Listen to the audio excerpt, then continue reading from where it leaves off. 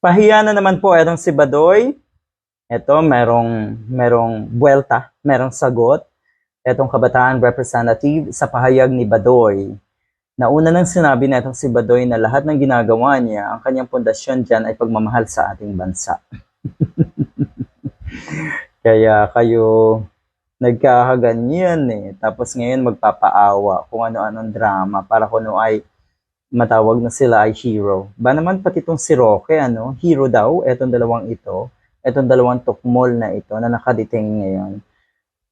Naku, good luck. Sana naman talaga itong mga kababayan natin na nauuto ay magising sa katotohanan na ang sakit ng ating lipunan ay mga katulad ni Badoy na red tagger at nagpapakalat ng kasinungalingan. Huling-huli na eh.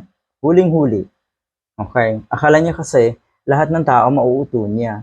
Ay abay, di ba, nag-attempt na utuin, na paniwalain ang Kongreso, siguro talaga lang, hindi mo naisip na yung mga naandyan kahit paano ay mga totoong dunong. Abay dito sa amin, pag kongresista ka, pagkakandidato ka nga lang, ibig sabihin may alam, matalino ka.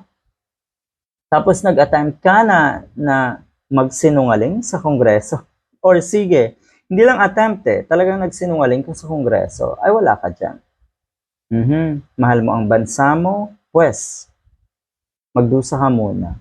Alright, sabi niya, our democratic right to free expression is being trampled on by the government. Lumagpas siya dun sa kanyang rights eh, 'di ba? Akala niya yung panre-red tag niya. Akala niya yung matinding pagbanat, pag-atake niya sa mga institution ay free or freedom pa niya for free expression or rights pa niya for free expression. Hindi na po. Okay? Yung kabulastugan, yung pang-aatake mo sa mga institution katulad ng Rappler, katulad ng Angat Buhay, yan po ay kahibangan. Yan po ay ginawa nyo ng trabaho. Ibig sabihin, yan po ay sulsul na sa inyo. Sunod-sunura na kayo sa mga taong inaakala nyo na tutulong sa inyong political interest at personal na interest. Diba?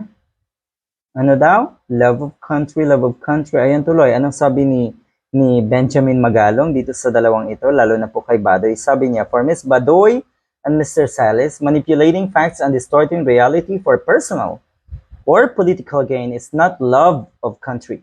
A true patriot champions truth and integrity above anything else. Ayan, sa pool. Diba? Pero maganda rin itong pahayag na ito ni Kabataan Party List Representative.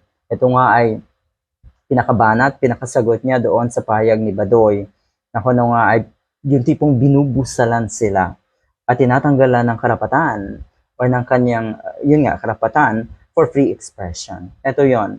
Mayroong extremes na hindi na pinahihintulutan ng freedom of expression. Ang mga death threat, ang pagpapakalat ng kasinungalingan na sumisira sa bayan.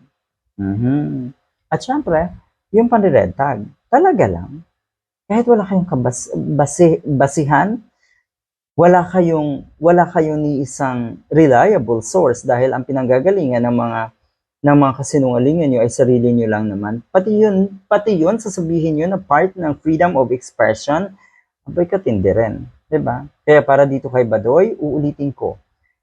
Ang sabi ni Party List Representative or Kabataan Party List Representative, ito yon, ang magpakalat ng kasinungalingan, kayo po ang mga taong sumisira sa ating bayan. Ibig sabihin, kayo ang mga salot at kalaban ng ating bayan. Kayo, Badoy at Salis. Good luck!